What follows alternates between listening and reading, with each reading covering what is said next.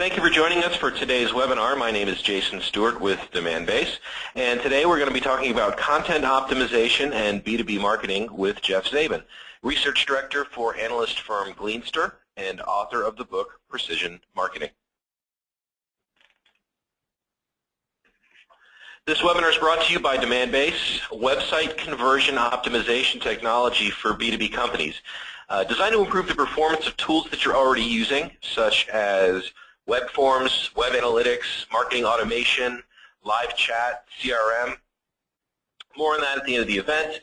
But if you are going to be in Salt Lake City in the first full week of March, we'd love for you to stop by our booth or come see our presentation with Adobe, talking about how they're utilizing our tools to improve online conversion. We'll be recording the webinar. All attendees will receive an email. Well, this is the recording. If you have any questions, you'll get some email addresses at the end of the presentation. You can email your questions to Jeff or myself. Our speaker today is Jeff Zabin, author of the book Precision Marketing and Research Director and founder of brand new analyst firm Gleanster. And I first connected with Jeff while we were briefing him about Demandbase, and he seemed to have a similar interest in B2B as we do, in that it's becoming clear that the lines are really blurring between B2B and B2C marketing. And as there's been an explosion in the technologies available to B2B companies, many of us are really only starting to just now become able to do a lot of the things that B2C marketers have been doing for a long time. And as a result, it might be a good time to rethink many of the benchmarks and baselines and key performance indicators that we've been using to measure success for a long time. So I invited Jeff to share some of the preliminary findings from some research that he's conducting right now. I'm going to make him the presenter so that he can share his slides with us. Are you there, Jeff? I am here, and I've shared my slides, and I think we're good to go. So thank you, Jason. I appreciate that introduction, and I am delighted to be here today. And this is a lot of fun for me. So as you know, I wrote a book, 5-6 years ago called Precision Marketing, and the book did very well. It was translated into 8 or 9 languages, and gave me the opportunity to go out there and talk about precision marketing. And back then, it was just, it was fairly conceptual. There were very few companies that were actually bringing the concept to fruition in any meaningful way. And those that were, clearly it was in the context of B2C, not B2B. And in fact, I remember I did a whole tour for the American Marketing Association to 12 or 13 cities, and invariably people would come up to me and say, "Great, but I'm with a B2B company. What does this mean to me?" And I never had a great answer. It's like, well, you can look at your, your prospects in terms of, basic geography or company size, and that's about the best I can do for you. And I think we live in a new era, and I think we're seeing some really, really interesting things happening. I think the world of B2B is becoming increasingly analogous to what's happening in the world of B2C. And even in the world of B2C, of course, the technologies are advancing at a very rapid pace, and every time I revisit this space, I'm impressed by what's coming down the pike. But lots of interesting stuff happening. So I just want to touch on some of that very, very briefly. And I think when you talk about precision marketing, whether it's in a B2C or B2B context, what you're talking about essentially is context sensitivity. It's about serving up, that holy grail marketing, the right offer, the right message, the right customer service treatment to the right customer through the right channel at the right point in time. And it's almost become a cliche at this point. It was fairly cutting edge maybe 6 or 7 years ago, but no longer. But when you think about this notion of context, I mean, what is context? It's really that which surrounds or gives meaning to something else. And when you see something that's out of context, as you do here, it's readily apparent. And I always think of Marshall McLuhan, that communications visionary from the '60s. He was this provocateur, and he talked a lot about the medium as a message. He's probably best known as for his cameo appearance in Woody Allen's Annie Hall. but he also talked a lot about context. And looking at this fish, it reminds me of something he said. He said that a fish knows exactly, it knows nothing about water, since it has no quote-unquote anti-environment, which would enable it to perceive the element it lives in. It's only when this fish is pulled from the water that it becomes acutely aware of its former environment.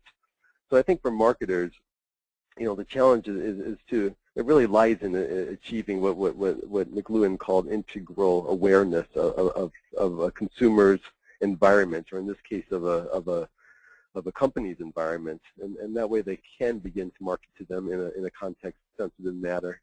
So that's sort of just sort of setting the stage here. I think to be relevant, a company needs to understand context.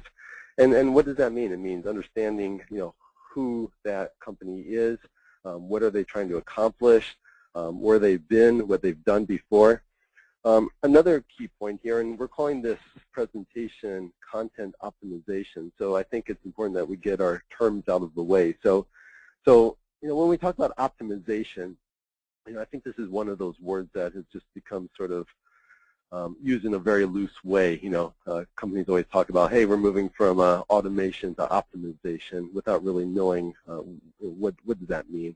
Optimization, of course, is a mathematical term that refers to the ability to choose the best element from a set of available alternatives. So it's really, solving problems in which you're trying to minimize or maximize a real function, and you're doing that by systematically choosing the values of real or integer variables. So, I'm not a math guy. I was surrounded by PhD statisticians and behavioral scientists in a previous life, but so all I know is just through osmosis for the most part. But I know, having thought about this for a while in the context of marketing, that the same principle applies here. What you're trying to do essentially is define your specific marketing goals as well as the constraints of a marketing campaign.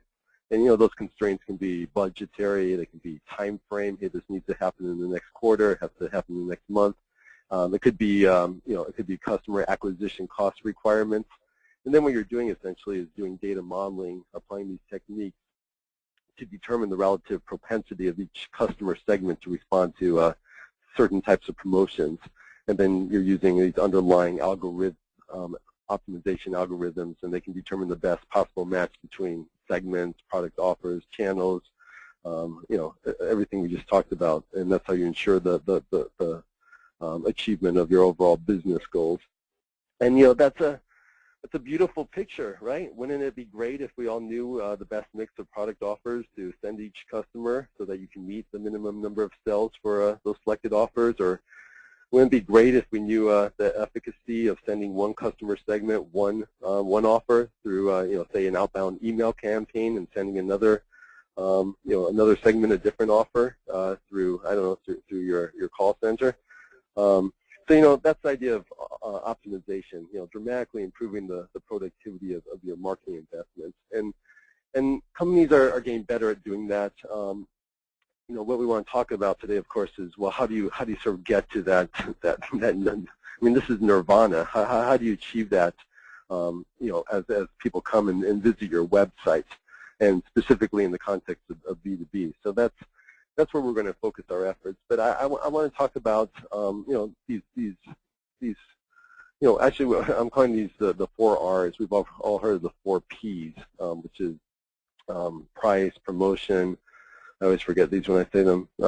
Price, promotion, placement, and product. So, when you think about the 4 R's, as I call them, it's really, again, right channel, right time, right, I have to skip ahead, right offer, and then the right customer or prospect. So that's what we're trying to get at. So I want to very briefly talk about 3 of these and really focus on the 4th, which is the right content to serve up on your website.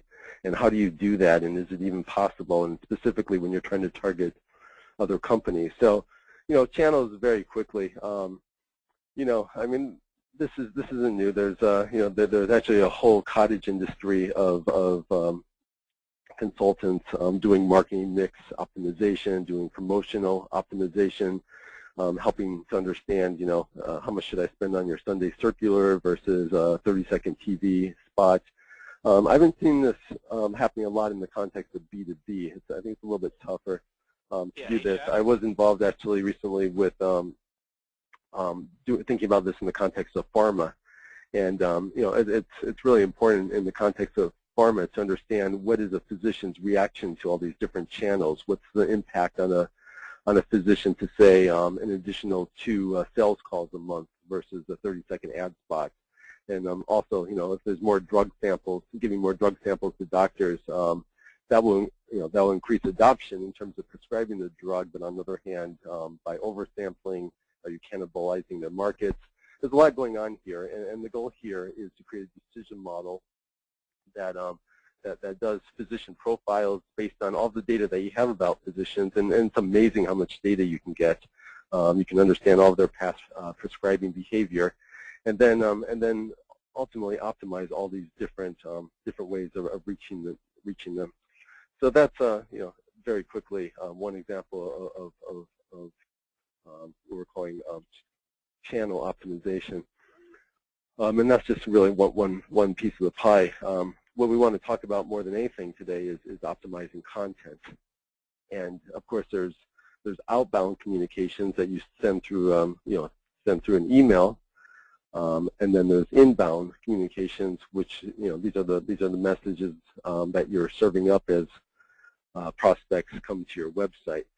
So I think there's a lot of interest. Yes, go ahead. I was going to say that inbound marketing practice is something that has really caught on in B2B, and to me, when I go to a B2B website, and a lot of times it's feast or famine. They've either really embraced this inbound marketing idea, which leads to the creation of so much content, just specifically designed to help with search engine optimization. But ultimately, where it fails is when someone goes directly to your homepage because they've heard about you and they're trying to find something specifically relevant to them, and it becomes challenging because of the overwhelming amount of content on a B2B website. Yep. No, I think that's exactly true. Although I am seeing some really interesting things happening, and again, this is maybe more in a B2C context, but this whole notion of dynamic personalization. So I mean, we've seen this for the last few years with landing page optimization. So the idea is that you're on Google, you click on a certain, or you're doing a certain search, and that's taking you to a landing page on your site, which should map to that same content. There are a number of vendors out there that are doing some things that are pretty interesting. I've seen this primarily applied in the context of online, e-commerce, merchants. So, you go to Google and you're searching for, say, a 42-inch LCD TV from Sony, and you go, you do that search, and Best Buy return comes up. You click on that, and it takes you to a page that, again, it maps to that content. So here's a 42-inch LCD TV. It's not taking you to the default parameter, which may be a 46-inch or a 50-inch TV. It understands what you're looking for, and the content is able to change based on your behavior. So that's pretty cutting edge. Not a lot of companies are using this yet, but it's happening, and then the system becomes smarter over time, based as it begins to aggregate content from other people who come to the site.